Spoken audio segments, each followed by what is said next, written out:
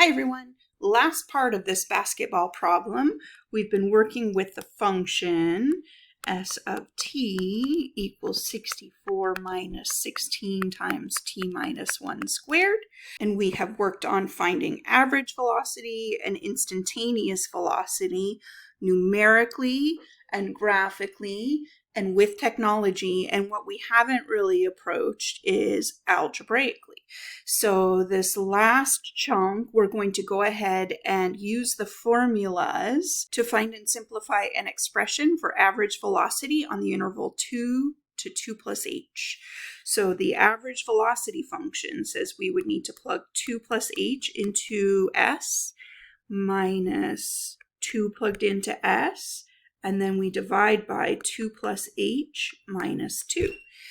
And we are shifting our emphasis a little bit here from the typical way we see our average rate of change formula. We're really putting the emphasis on we have a single x value that we're interested in, and this h value is really representing how far apart we let our second point be from x equals 2 or t equals 2.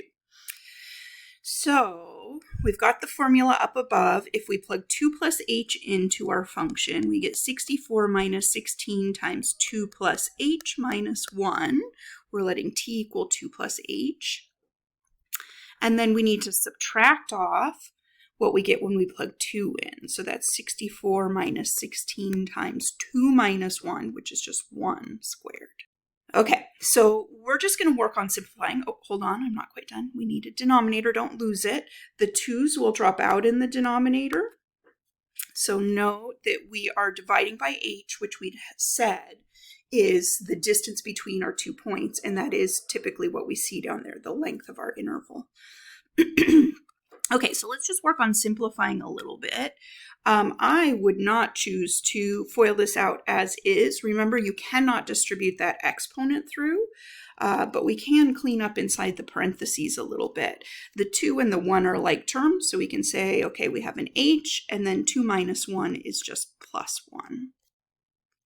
And then a minus 64. Again, very careful. Those square brackets are important. We need to distribute through. This becomes a plus 16.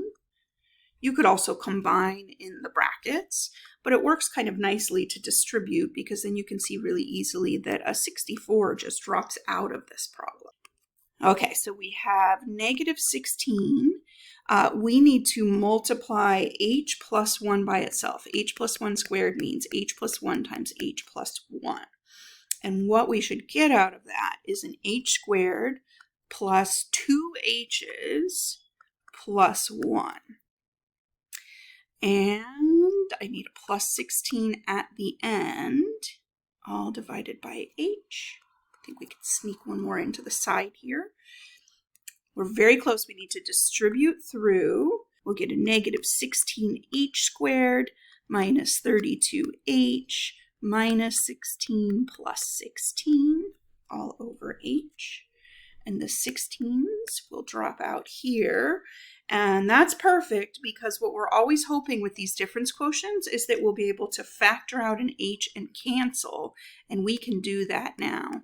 We'll be left with negative 16h minus 32 in the parentheses, which means when we cancel the h out, that negative 16h minus 32 is all we're left with. So we have basically built a formula that will tell us the average velocity or slope of a secant line from t equals 2 to any other point. All we have to do is plug in how far away that other point is. And note that h will be positive if our second point is bigger than 2 and negative if our second point is smaller than 2. So it covers all of those options as well. And basically what we've done here is calculate the derivative. That's our big goal for this entire class, is to get really good finding derivatives, which are instantaneous rates of change. So we just have one more piece we need to work our way up to, and then we'll come back and just do a lot of practice with this. So if this feels like a lot, just keep practicing through and trying to make as much sense as possible. But do know that in 1.2, we'll sidetrack a little bit to get one more notation piece. And then 1.3 and 1.4 are all about just continuing to practice what we're doing in this section once we have all the formal notation and vocab. Okay, so just to make sure that you're understanding what this formula does, we want to use that formula to calculate the average velocity on the interval 2 to 2.5. So notice up above, we were going from 2 to 2 plus h. Now we're going to 2.5. So we need that 2 plus h to equal the 2.5. And again, remember, h is how far apart your points are. So we're getting that h equals 0.5. 2.5 is 0.5 units away from 2.